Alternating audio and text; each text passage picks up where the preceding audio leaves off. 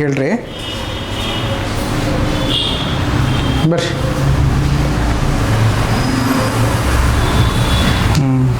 ಯಾವ ಊರು ನಿಮ್ಮದು? ಸರ್ ನಮ್ಮದು ಬೆಂಗಳೂರು ದೇವನಹಳ್ಳಿ. ಬೆಂಗಳೂರು ದೇವನಹಳ್ಳಿ. ಸೊ ಎಷ್ಟು ದಿನದಿಂದ ಈ ಸೊಂಟ ನೋವಿಂದ ನಿಮಗೆ ಪ್ರಾಬ್ಲಮ್ ಬರ್ತಾ ಇದೆ? ಸುಮಾರು ಒಂದು 6 ವರ್ಷದಿಂದ ಪ್ರಾಬ್ಲಮ್ ಇದೆ. 6 ವರ್ಷ. ಸೊ ಈಗ ಈ ಕಡೆ ಕಾಲು ಆಲ್ಮೋಸ್ಟ್ ಸ್ಲಿಪ್ಪರ್ ಎಲ್ಲ ಲೂಸಾಗಿ ಹೊರಗಡೆ ಹೋಗುತ್ತೆ, ಅಂದರೆ ಹಿಡಿಯಲ್ಲ ಕಾಲು ಗ್ರಿಪ್ಪಾಗಿ. ಅದು ಎಷ್ಟು ದಿನದಿಂದ? ಅದು ಅವತ್ತಿಂದನೂ ಇದೆ. ಬಿದ್ದದಾಗಿಂದ ಅದು ವೇಟ್ ಬಿದ್ದಿತ್ತು, ಅವತ್ತಿಂದನೂ ಹಂಗೆ ಇದೆ. ಅವತ್ತಿಂದನೂ ಹಂಗೆ ಇದೆ. ಅದ್ರಾಗೆ ಎಕ್ಸ್ರೇ ಮಾಡಿಸಿ ಎಲ್ಲ ಮಾಡಿಸಿ, ಇಲ್ಲಿ ಗಂಟೆ MRI ಮಾಡಿಸಿದ್ದೆ, ಎಲ್ಲ ಮಾಡಿಸಿದ್ದೆ. ಡಿಸ್ಕ್ ಬಲ್ಜ್ ಇಲ್ಲ, ಏನೂ ಇಲ್ಲ ಅಂದರು. ಬಟ್ ಆದ್ರೂ ಫಿಸಿಯೋಥೆರಪಿ ಏನಾನ ತೊಗೊಂಡ್ರಿ ನಾವು, ಬಟ್ ಏನು ತೊಗೊಂಡ್ರೂ ಆಗಲಿಲ್ಲ.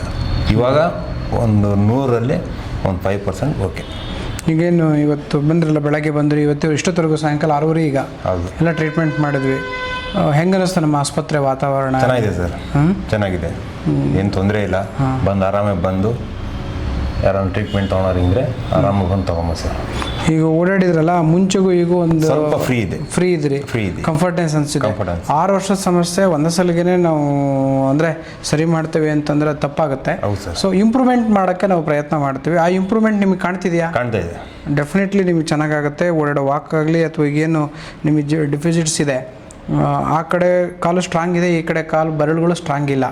ಸೊ ಅಂದರೆ ಜೊತೆಗೆ ಸ್ಲಿಪ್ಪರ್ ಹಾಕೊಂಡಾಗ ಕೂತ ಅದು ಜಾರ್ಕೊಂಡು ಹೋಗುತ್ತೆ ಸ್ಲಿಪ್ಪರ್. ಆ ಕಂಡೀಷನ್ ಈಗೇನು ಅದ್ರಲ್ಲಿ ಸೆನ್ಸೇಷನ್ ಬಂದದ್ದು ಗೊತ್ತಾಯ್ತಾ ಇವತ್ತು ಸ್ವಲ್ಪ ನಿಮಗೆ? ಗೊತ್ತಾಗಿದೆ. ಬೆರಳುಗಳಿಗೆ ಆ ಜೀವ ಬಂದಿದ್ದು, ಗ್ರಿಪ್ ಬಂದಿದ್ದು. ಈಗ ಒಂದು ಸ್ವಲ್ಪ ಹಿಂಗೆ ಹಿಡ್ಕೊಂಡು ಹಿಂಗೆ ಮಾಡ್ಬೋದಲ್ಲ, ನೋಡಿ ಬರುತ್ತಲ್ಲ? ಬರುತ್ತೆ. ಎಸ್. ಸೊ ಈ ಇಂಪ್ರೂವ್ಮೆಂಟ್ ಖಂಡಿತ ಬರುತ್ತೆ.